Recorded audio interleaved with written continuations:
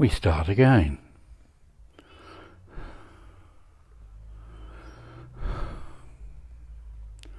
Women are the greatest opportunists. Is that the word? Opportunists? Opportunists that the world has ever known. I was only away 3 days and I come back and there's strange women in my room. Totally ignoring me, of course. But they were measuring for new wardrobes. Why? I don't need a wardrobe. What would I need a wardrobe for? Let's face it. What do I wear during the day? Pyjamas. Except when I'm making one of these, then I put a polo shirt on as well. What do I wear at night?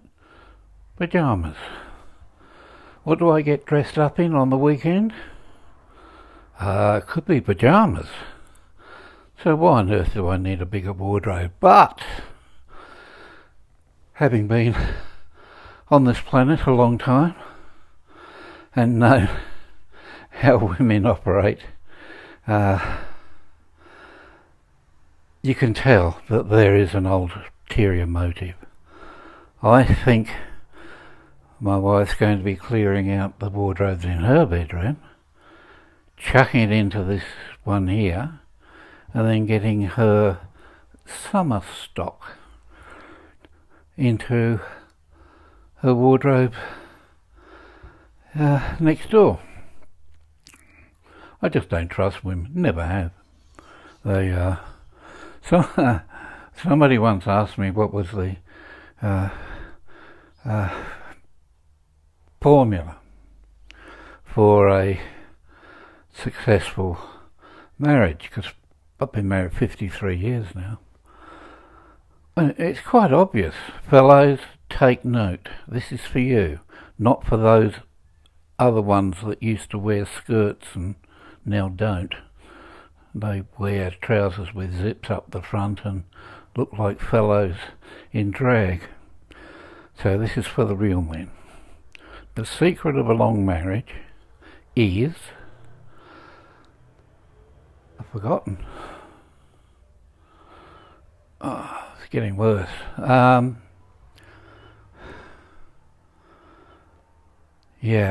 secret of a long marriage. Separate bedrooms, separate bathrooms, long periods of separation, and absolutely nothing in common. If you can keep to that formula, you'll be married forever. I don't know why you'd want to be, but you will be married forever. That's the secret. I once wrote in the book that I co-authored that women were the ultimate proof of the non-existence of God. Because if he was there, and smart as he says he is, he would have thought up something a lot better than the Mark I female who's nagged us all to death ever since. And they do. They have a book somewhere of annoying things. Come on, face it. How many times have you been watching the end of a movie or a sports game or whatever, and they come in and want to read at you or talk to you, and they will stand between you and the screen, so you're trying to see round. If you're brave enough to say, can you move aside, I'm missing something, you'll get accused of being unfeeling and not caring about her interests. Give me strength. Send me back to sea.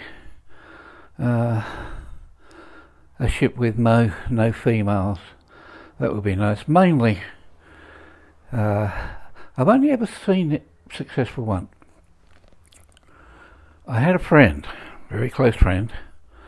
I think you'd like him. I think I mentioned him before, actually. And he had a red-headed girlfriend. And she was Danish. and she would go to sea with him on all those sort of jobs we got at the time, which you'd have to see the...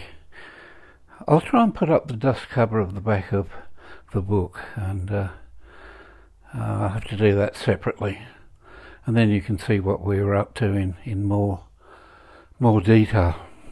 And that worked well. Handsome couple.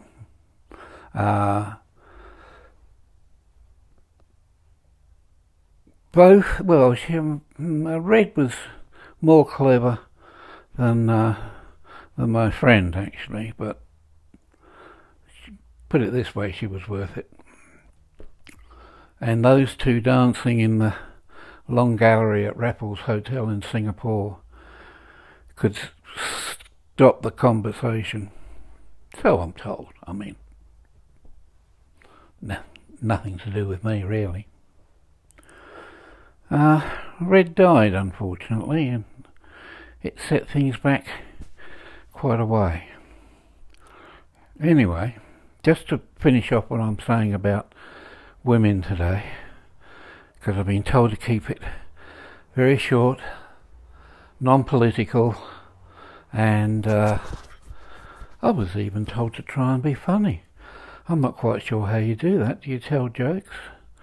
A joke, alright. Policeman in Glasgow sees this woman that he knows standing under a lamppost, and